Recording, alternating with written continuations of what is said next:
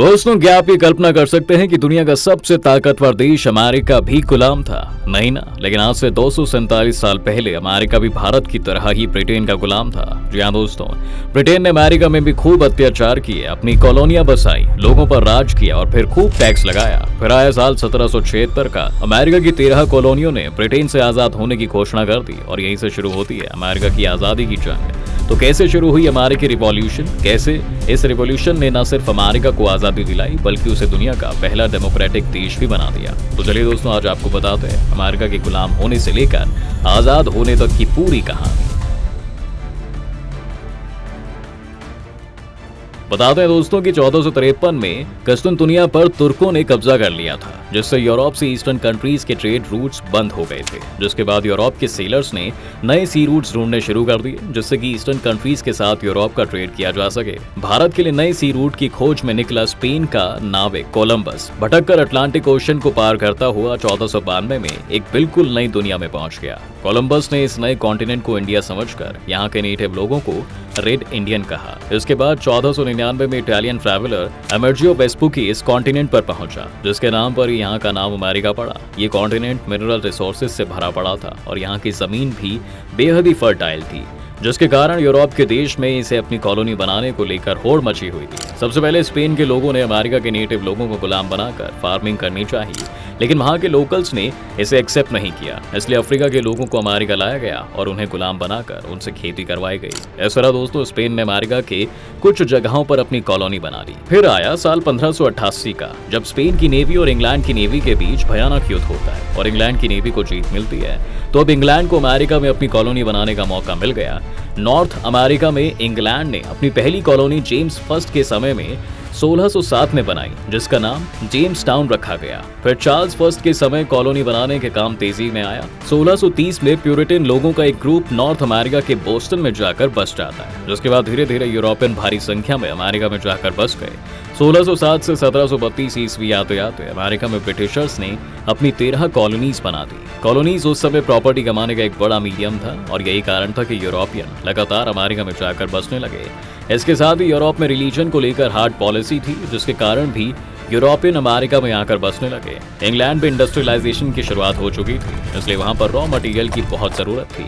ऐसे में America raw material available कराने के लिए सबसे सही जगह थी, जहां रिसोर्स की कमी नहीं थी दोस्तों। जी हाँ, इसके साथ ही इंग्लैंड को अपने तैयार प्रोडक्ट को बेचने के लिए एक बड़ी मार्केट की भी जरूरत थी और ऐसे में अमेरिका में मजदूरों और किसानों की भी जरूरत थी। उस समय इंग्लैंड में एक पॉलिसी के चलते वहां के कई किसान लैंडलेस हो गए।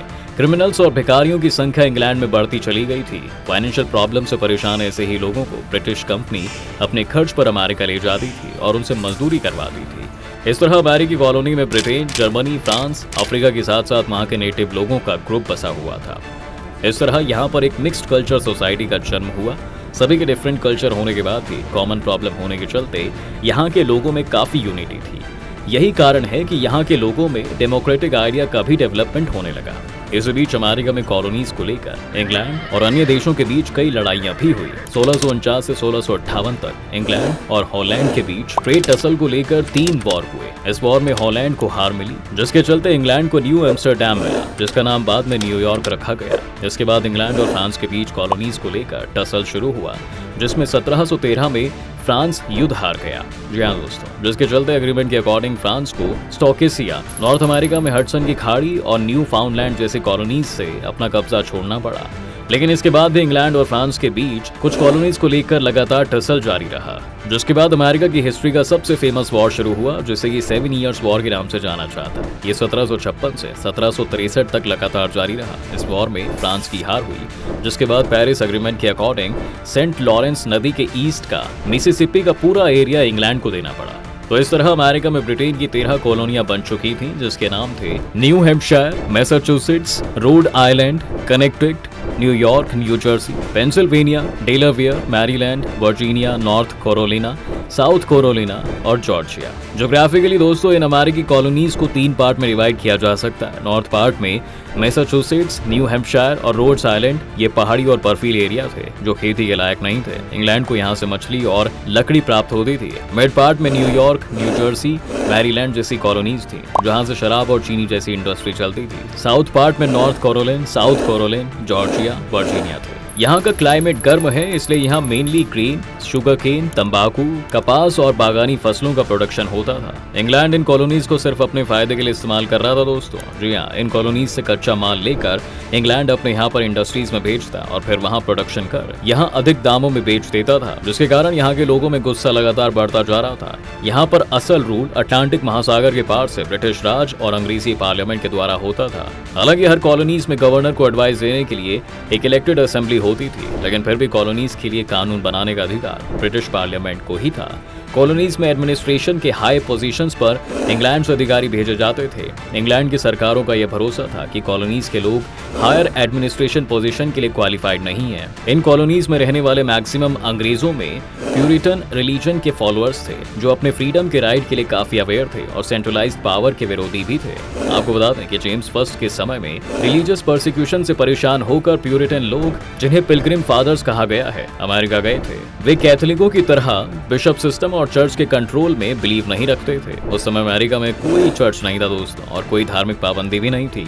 वे लोग पूरी फ्रीडम के साथ वहां रहना चाहते थे, जिन धार्मिक पाबंदियों के चलते उन्हें इंग्लैंड छोड़ना पड़ा था।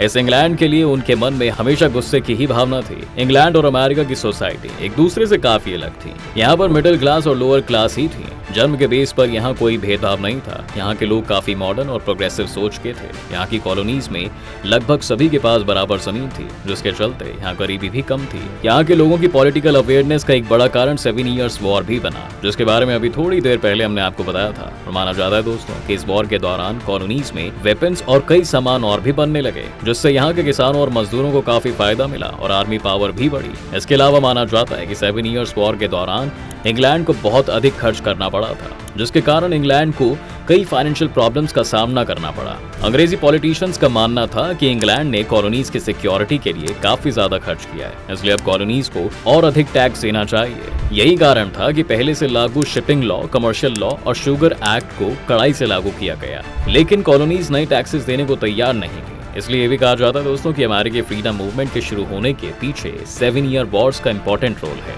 इसलिए सिस्टम से कॉलोनीज में जनता में रिवॉल्यूशन की आग भड़कने लगी। इन कॉलोनीज में रहने वाले भी नस्ल से अंग्रेजी ही थे, लेकिन वे नॉर्थ अमेरिका की आबो हवा में 6 पीढ़ियां गुजार चुके थे। अब उनमें अपने अंग्रेज होने के बजाय अमेरिकी होने का अभिमान पैदा होना शुरू हो चुका था। वे अपने राज्यों का एडमिनिस्ट्रेशन खुद करना चाहते थे। उनका मानना था कि इंग्लैंड को कम से कम उनके मामले में दखल देना चाहिए। यहाँ दोस्तों, अमेरिकी अंग्रेजों के हिसाब से अपने घरेलू मामले नहीं सुलझाना चाहते थे। वे ब्रिटिशों की टांग अड़ाना पसंद नहीं करते थे। वे चाहते थे कि ब्रिटिश सरकार फॉरेन पॉलिसी और सी ट्रेड तक ही अपने आप को कंट्रोल रखे। 7 ईयर्स वॉर के बाद इंग्लैंड ने अमेरिकियों पर कई तरह की पाबंदी लगा दी और टैक्स बढ़ा दिए। अमेरिकी कॉलोनीज के सी ट्रेड को कंट्रोल किया जाने लगा। इसके साथ ही 1764 में शुगर एक्ट लागू किया गया, जिसमें कच्ची शक्कर पर प्रति गैलन 3 पैसे टैक्स लगाया गया था। इसके साथ ही 1765 में स्टैंप एक्ट भी लगाया गया, जिसमें सभी लीगल डॉक्यूमेंट्स और पेपर पर स्टैंप लगाना जरूरी कर दिया गया। इसके जवाब में अमेरिकियों ने विरोध में आवाज उठाई और कहा कि जब हाउस ऑफ कॉमन्स में हमारा रिप्रेजेंटेशन नहीं होता है तो पार्लियामेंट हम पर टैक्स कैसे लगा सकती है। नारे भी लगे, नो रिप्रेजेंटेशन नो टैक्सेशन। जी हाँ दोस्तों, जगह जगह सभाएं और जलसे होने लगे, जिसमें स्टैंप कानून वापस लेने की मांग की जाती थी। अमेरिका भेजे गए स्टैंप नष्ट कर दिए गए और स्टैंप कमिश्नरों से जबरन स्टैंप फड़वा दिया गया। जी हाँ, कई अमेरिकी शहरों में इस एक्ट के खिलाफ दंगे भड़क उठे। लंदन पर प्रेशर बनाने के लिए अमेरिकियों ने वहां के प्रोडक्ट मंगाना कम कर दिया। ब्रिटिश बिजनेसमैन की पेमेंट रोक दी गई। ब्रिटेन इस प्रोटेस्ट से पूरी तरह शॉक्ड हो गया। उसे स्टैंप कानून वापस लेना पड़ा, लेकिन पार्लियामेंट में एक्ट पास करके अगले साल जॉर्ज III की सरकार ने फिर नई टैक्स लगाकर विवाद पैदा कर दिया। अब चाय, शीशा, कागज और ऑयल पर टैक्स लगने लगा। इससे होने वाली कमाई से ब्रिटेन अमेरिका में अपनी पोजीशन मजबूत करने लगा, जिसका रिजल्ट ये हुआ कि विद्रोह की आग फिर से सुलग पड़ी और एक बड़े मूवमेंट का रूप ले लिया। अमेरिकी रिवॉल्यूशन के लिए कॉलोनीज एक साथ आने लगी, जिसके चलते ब्रिटेन को ये टैक्स वापस भी लेने पड़े, लेकिन फिर भी चाय पर टैक्स लगा रहा। अमेरिकी फ्रीडम मूवमेंट का कारण भी यही टी पॉलिसी बनी। जॉर्ज III ने 1771 में लॉर्ड नॉर्थ को प्राइम मिनिस्टर बना दिया था। लॉर्ड नॉर्थ ने ईस्ट इंडिया कंपनी को फाइनेंशियल क्राइसिस से बाहर निकालने के लिए 1773 में टी पॉलिसी की घोषणा कर दी। इस पॉलिसी के अनुसार ईस्ट इंडिया कंपनी को अब अमेरिका के ब्रिटिश कॉलोनीज में अपने शिप्स के थ्रू डायरेक्ट चाय भेजने की परमिशन मिल गई थी। अब कंपनी के जहाजों को इंग्लैंड के पोर्ट पर आने और टैक्स देने की जरूरत नहीं थी। अब इसका टारगेट था कंपनी को घाटे से बचाना और अमेरिकी लोगों को सस्ती चाय अवेलेबल कराना। लेकिन अमेरिकी कॉलोनीज को यह मंजूर नहीं था कि ब्रिटिश सरकारी सस्ती चाय के जरिए उन पर भारी टैक्स लगाने का अपना राइट बनाए रखे। इसलिए पूरे देश में चाय पॉलिसी के अगेंस्ट प्रोटेस्ट शुरू हो जाते हैं। इसी बीच ब्रिटिश सरकार ने स्मगलिंग ट्रेड को रोकने के लिए भी बोस्टन में 2 सैनिक टुकड़ियों को तैनात कर दिया। दोस्तों 5 मार्च 1770 को ब्रिटिश आर्मी और सन्स ऑफ लिबर्टी के बीच लड़ाई हो गई, जिसमें ब्रिटिश सैनिकों की गोली से 5 सिटीजन्स की मौत हो जाती है। अमेरिकी कॉलोनीज ने इसे बोस्टन मैसेकर कहा, जिसके बाद अंग्रेजों ने फौरन अपनी सेना वापस बुला ली। इस घटना से ब्रिटेन के खिलाफ गुस्सा और बढ़ा। टी पॉलिसी के अगेंस्ट 16 दिसंबर 1773 की रात में सैमुअल एडम्स की लीडरशिप में सन्स ऑफ लिबर्टी के मेंबर कुलियों के भेष में बोस्टन बंदरगाह पर खड़े ईस्ट इंडिया कंपनी के जहाजों पर चढ़ गए और चाय से भरी हुई 340 पेटियों को समुद्र में फेंक दिया।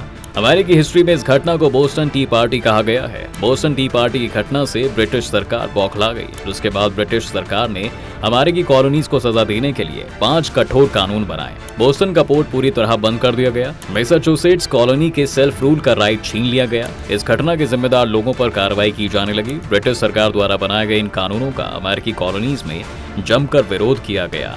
वर्जीनिया के इनिशिएटिव पर सभी कॉलोनीज का फिलाडेल्फिया में एक सम्मेलन बुलाया गया। 5 सितंबर 1774 को फिलाडेल्फिया में पहली कॉन्टिनेंटल कांग्रेस का सेशन शुरू होता है, जिसमें जॉर्जिया को छोड़कर सभी कॉलोनीज की असेंबली के रिप्रेजेंटेटिव थे। इस कॉन्फ्रेंस का मकसद आजादी नहीं बल्कि फुली सेल्फ रूल था। इस कॉन्फ्रेंस के बाद सभी ने ओलिवर ब्रांच पिटीशन के नाम से एक रिक्वेस्ट लेटर जॉर्ज III के पास इंग्लैंड भेजा था। इसमें 1762 के बाद के सभी रूल्स को खत्म करने और कॉलोनीज में सेल्फ रूल बहाल करने की मांग की गई थी। इसके साथ ही अंग्रेजी सामानों को बायकॉट करने की भी धमकी दी गई थी। लेकिन इंग्लैंड के किंग जॉर्ज III ने अमेरिकी कॉलोनीज के प्रपोजल को एक्सेप्ट करने से साफ इनकार कर दिया था और कॉलोनीज के अगेंस्ट 30,000 आर्मी भेज दी, जिसके कारण ब्रिटिश गवर्नमेंट और कॉलोनीज के बीच वॉर स्टार्ट हो गई। या दोस्तों, अमेरिका के फ्रीडम मूवमेंट की शुरुआत 19 अप्रैल 1775 को लेक्सिंगटन के वॉर से हुआ। बोस्टन के नजदीक लेक्सिंगटन में मैसाचुसेट्स ने बोस्टन के गवर्नर द्वारा भेजी गई सेना पर आक्रमण कर दिया। इसमें हार जीत का निर्णय नहीं हो सका। इसके बाद कॉलोनीज ने फिलाडेल्फिया में 1776 में फिर से दूसरी कॉन्टिनेंटल कांग्रेस बुलाई, जिसमें स्टेट्स को मिलाकर यूनाइटेड स्टेट्स ऑफ अमेरिका नाम दिया गया। इसके बाद 4 जुलाई 1776 को सभी राज्यों के रिप्रेजेंटेटिव ने मिलकर अपने आप को ब्रिटेन से आजाद घोषित कर लिया। आजादी की घोषणा के साथ ही कॉन्फ्रेंस ने मिलकर वॉशिंगटन को अपना सेनापति घोषित किया और सभी ने मिलकर लड़ने के संकल्प लिया। ब्रिटेन ने इस रिवॉल्यूशन को कुचलने के लिए 45,000 सैनिक भेजे थे। दोस्तों 1776 के आखिरी 6 महीनों में ब्रिटेन की फौज ने न्यूयॉर्क से कनाडा तक विद्रोहियों की धज्जियां उड़ा दी। जनरल विलियम हाव की लीडरशिप में वॉशिंगटन की फौज को न्यूयॉर्क से डेलावेयर नदी तक खदेड़ दिया गया। लेकिन फिर इसी के बाद अमेरिकनों की जीत का सिलसिला शुरू होता है। वॉशिंगटन ने साल खत्म होते होते एक बड़ी जीत हासिल कर ली। नए साल में ब्रिटिश हमला फिर से शुरू हुआ। तब तक अमेरिकियों को अंग्रेजों के दुश्मन फ्रांस से हथियार और पैसा मिलना शुरू हो गया था। जनरल हाव ने फिलाडेल्फिया पर तो कब्जा कर ही लिया, पर वॉशिंगटन की आर्मी को खत्म नहीं कर सका। इस बीच अमेरिकियों को बड़ी सफलता मिली। ब्रिटिश जनरल जॉन बर्गान की आर्मी को अमेरिकियों ने जबरदस्त तरीके से हरा दिया। इसके साथ ही दोस्तों ये पहला ब्रिटिश सरेंडर था। इस घटना के बाद में अमेरिकियों की ताकत बहुत बढ़ती चली गई। फ्रांस और स्पेन ब्रिटेन से 7 इयर्स वॉर की हार का बदला लेने का मौका तलाश रहे थे। उन्होंने बिना मांगे अमेरिकन आर्मी की हेल्प की। फरवरी 1778 में फ्रांस ने अमेरिकी आजादी को मान्यता दे दी और यूनाइटेड स्टेट्स ऑफ अमेरिका की आर्मी से ट्रीटी कर ली। इससे ब्रिटेन और फ्रांस के बीच वॉर शुरू हो गया। ब्रिटेन का धीरे धीरे कई यूरोपीय देशों से झगड़ा शुरू हो गया। अब पूरा यूरोप या तो ब्रिटेन का दुश्मन था या फिर न्यूट्रल था। ये पूरी सिचुएशन अमेरिका रिवॉल्यूशन के हक में गई। वहीं स्पेन और फ्रांस ने वर्ल्ड के अलग अलग एरियाज में इंग्लैंड के कब्जे वाले क्षेत्रों पर अटैक कर दिया। फ्रांस ने अपना जहाजी बेड़ा और सेना अमेरिका भेजा, जिसने यूनाइटेड स्टेट्स की आर्मी के साथ ब्रिटिश सेनाओं से युद्ध किया। अंत में अंग्रेजी आर्मी चीफ लॉर्ड कॉर्नवालिस ने 19 अक्टूबर 1781 को यॉर्कटाउन के युद्ध में सरेंडर कर दिया। इस परिस्थिति से परेशान होकर ब्रिटेन ने एक कमीशन भेजकर अमेरिका को ब्रिटिश रूल के अंदर फ्रीडम देने के प्रपोजल रखा, लेकिन तब तक बहुत देर हो चुकी थी। अमेरिकियों ने इस पर ध्यान तक नहीं दिया। ऐसा लग रहा था दोस्तों कि इंग्लैंड के एम्पायर का पतन हो जाएगा, लेकिन इंग्लैंड की नेवी के सहारे ये युद्ध 2 सालों तक और चलता रहा।